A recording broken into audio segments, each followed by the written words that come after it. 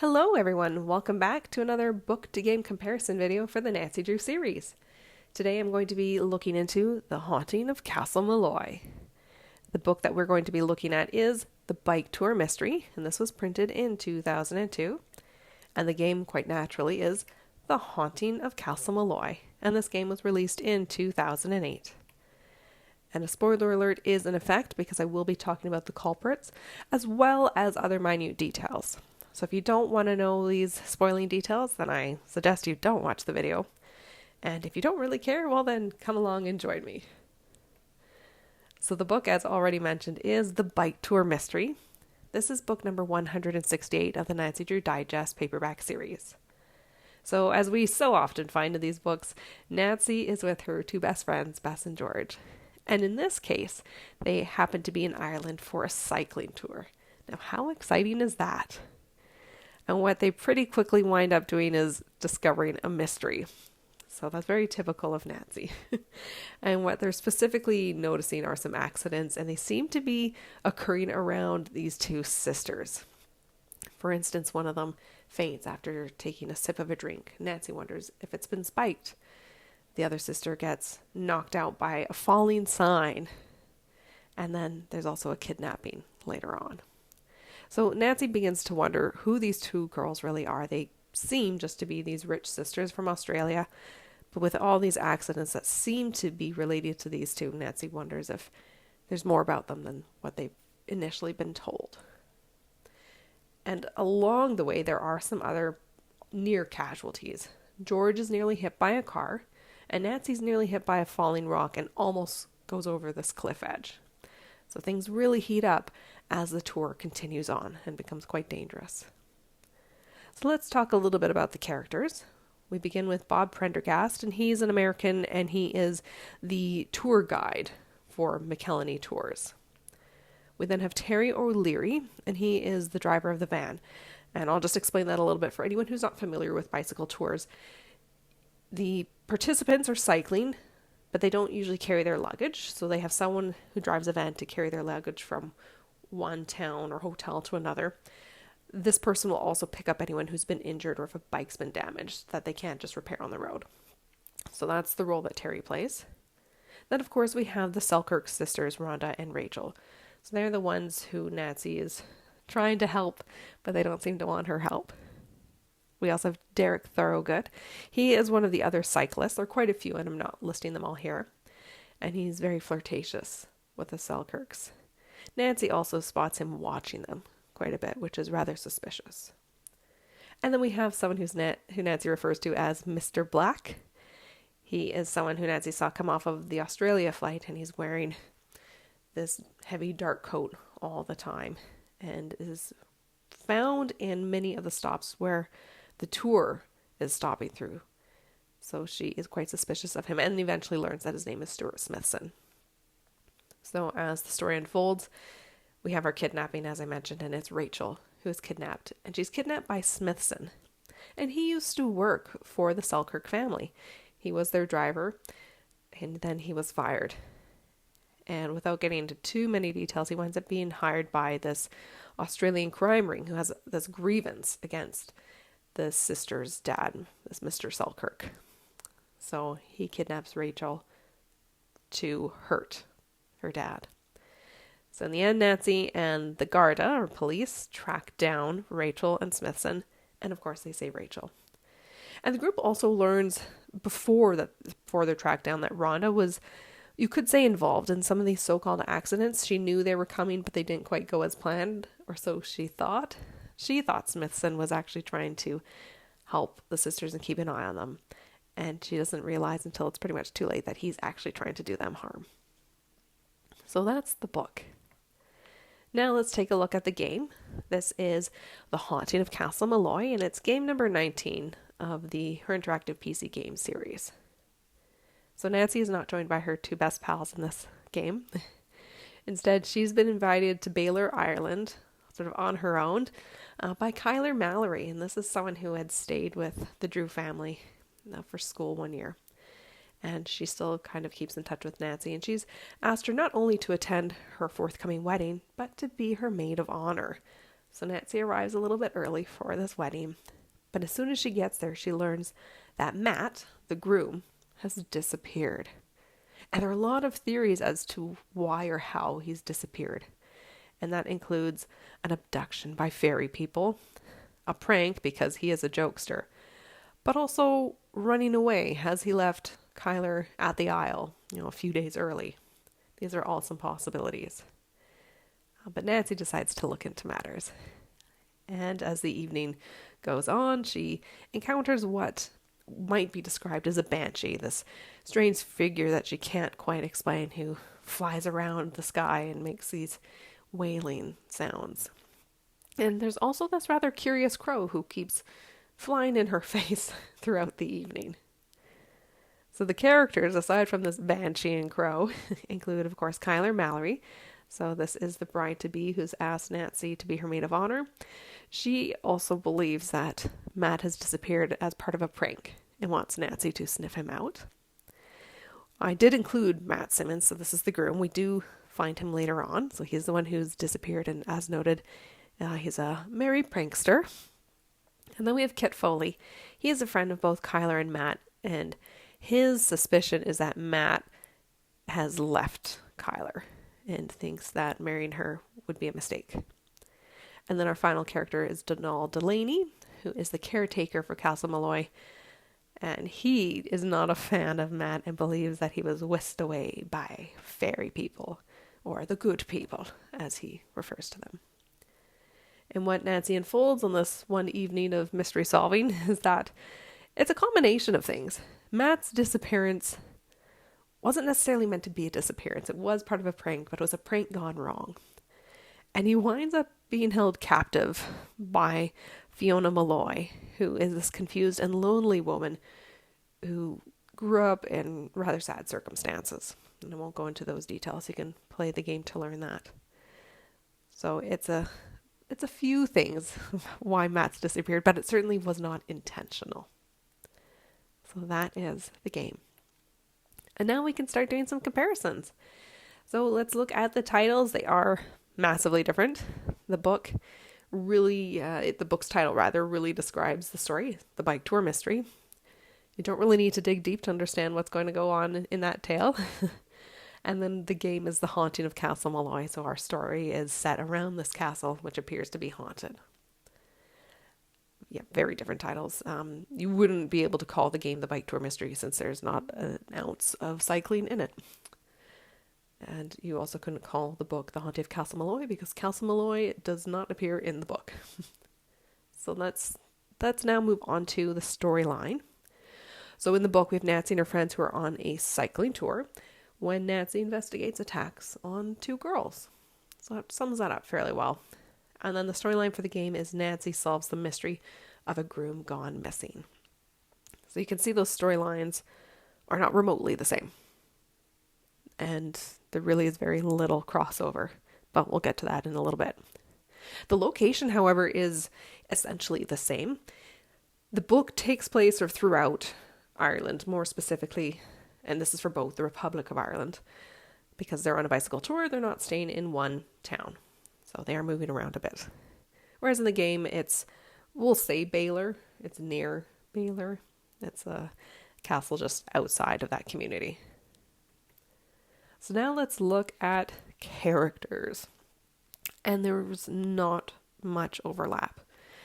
So like I've been doing with many of the last few comparison videos, I'm going to start by looking at characters from the book, and then any crossover characters after that, and then just the game characters. So we'll start with Bob. Again, he's only in the book. He's an American tour guide for McKellarney Tours. So he works in Ireland. And he really resists going to the police after each incident, which Nancy finds frustrating. Even though she can tell that he's concerned about the sisters. And we see him encouraging them to take action, but he himself won't go to the police. Nancy presses him about this later on and learns that the sisters don't want the police. And that was a part of their agreement with them joining the tour, is that there wouldn't be, not necessarily police, but no bodyguards. And this is, of course, before Nancy really knows their background. So we understand at that point why Bob isn't more forceful about getting police involved, because it is the company he's working for that is, you could say its reputation is being damaged by these incidents. So now we can look at the sisters. It's Rachel and Rhonda Selkirk. They are rich and they're from Australia, and the two appear to be targets of harm throughout the story. And as noted earlier, Rhonda falls unconscious after drinking from Rachel's glass. Rachel is knocked out by a falling sign, and later on, someone tries to run the pair off the road while they're cycling. Someone drives up in a car and actually pushes against Rachel's back tire, and she and Rhonda wind up flying into the ditch. And then later on, Rachel's kidnapped. So we have a lot of things going on with these two sisters. And Nancy actually approaches them pretty early on and says, "Hey, I'm actually a detective. Things seem to be going on here. Would you like help?" And they deny her. They don't want her involved, and then really try and keep their distance from her after that. So it makes Nancy's job particularly difficult. And then another character worth looking at is Derek. So he is one of the tour guests. He's from England, and he's often found flirting with the Selkirks and ignoring his partner who he's come with, Camilla. And Nancy often spots him watching the sisters with a camera in hand. So that's pretty sketchy. And what she learns later on is that Derek actually works for a magazine, sort of a gossip rag, and he's trying to dig up information about the sisters. And there's a reason behind that, but that's more detail that I'm going to leave to you readers to learn about. So now we have our one sort of crossover character, and this is Terry and Donal. So it's a gruff Irishman who provides support. So in the book, the support that Terry provides is that of the driver for McKelney Tours. And he's also reprimanded by Bob a few times. He makes quite a few mistakes. In the game, this character is Donal, and he's the caretaker for Castle Malloy. And he really rarely listens to what others have to say. He's pretty stubborn. He's quite firm in his belief that Matt has disappeared because of fairies. He might not use that word, but that's what he believes. He also doesn't let Nancy into the castle at the beginning. He says the wedding is off. He doesn't even go to Kyler to check on this to see if Nancy can come in. So he's pretty stubborn. And same with Terry. So there's our crossover. And now we can look into game-specific characters. So the first one is Kyler. She's the bride-to-be, and she believes her missing fiancé is playing a practical joke. And she asks Nancy to help find him and, to kind of beat him at his own game. Then we have Kit. He's a friend of both the bride and groom. And in fact, he used to date Kyler. And he believes, or we could say maybe he hopes, that Matt has vanished because he's decided to leave Kyler and not marry her. So Kit still has these feelings for Kyler and sort of wishful thinking that the wedding won't go on. The banshee that Nancy spies is not a banshee, of course. This is a mythical being that doesn't exist. But it winds up being a long-lost relative of Kyler's that she didn't know existed. And she's a complex character who we, in many ways, don't actually learn all that much about. But she doesn't really know how to engage with other people. Let's put it that way.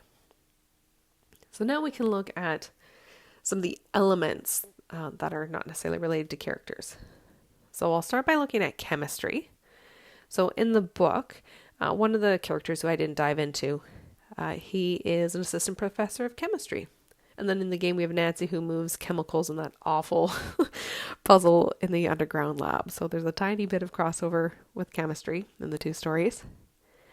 And then we've got mythical beings. These don't come up in the book at all. This is strictly a game component. So Nancy learns a little bit about fairies, or the good people, and banshees. And they're both, you could say, blamed for incidents at Castle Malloy. So fairies are blamed for whisking Matt away, and a banshee is supposedly what Nancy keeps seeing flying around and hearing at night. And it'd be remiss for not mentioning sheep. So in the book, we've got the Selkirks who let loose a flock of sheep on the other cyclists, more specifically targeting Nancy, which is a really cruel trick. But there are sheep, And of course, in the game, Nancy shepherds sheep and shears them too. Try saying that 10 times fast. Whew. And then the last thing are ancient buildings. So in the book, the cycling tour visits this old hilltop fort, which is sort of falling apart. And they also stay at this crumbling monastery that's very drafty. In the game, Castle Malloy is in ruins. So we do have that element the same. That's maybe, I don't know if we want to say it's an iconic feature for Ireland, but certainly it's something that you'd want to see included in both mediums. And I'm not going to go over the endings of the games because they're so vastly different. I don't see the point. And I've already sort of talked about the ending for the book already. So with that, time to conclude. The 2002 novel and the 2008 game tell vastly different stories, and you get that immediately by looking at the titles. They do share their location, which is Ireland, but that's really it. One story is sports-based with sabotage, whilst the other revolves around a wedding and a missing fiancé. And there's very little crossover, with the exception of depictions of ancient structures and a few small references to things like chemistry, but also language and writing. So in the book, Gaelic is mentioned a few times. In the game, we talk about Ogham runes. It's not the same thing, but there is this small reference. The game seems strange in a way to be based off of the book, the Bike Tour Mystery, because they're so different. And my question is, did the book, or was the book chosen as, the supposed game, the book that it's based off is purely for its location? So they could say that's where it came from because they wanted an Irish-based game. It's clearly not to do with the actual story. And I did want to make a note that the novel was really interesting, and I found it quite exciting to read. I enjoyed it.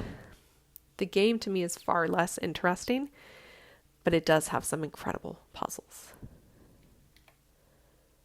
So there we go, ladies and gentlemen. That is my comparison for The Haunting of Castle Malloy with its source material, The Bike Tour Mystery. So not an easy comparison to do because they're not similar stories. And this is where, again, we're really starting to see Her Interactive not base their games quite so much on stories. They've said loosely based on, and I don't even know that term is accurate, because loosely to me implies that there's more of a basis than what actually exists. So it's interesting. And had they had Her Interactive made a game inspired more on the material from the book, I personally think I would have enjoyed it far more. It might have been quite complicated to make, but I do find the book far more engaging than the game. I don't care for the storyline of the game at all. But as noted, the game does have some excellent puzzles. That's like the one good thing for the game. I do find the book to be much more interesting. I like that storyline. I like that that Nancy gets to tour around. But again, I can see how that might be difficult to put into a game. So thank you everyone for taking the time to watch this book to game comparison video. And I will see you in the next one. Have a great day, everyone. Bye-bye.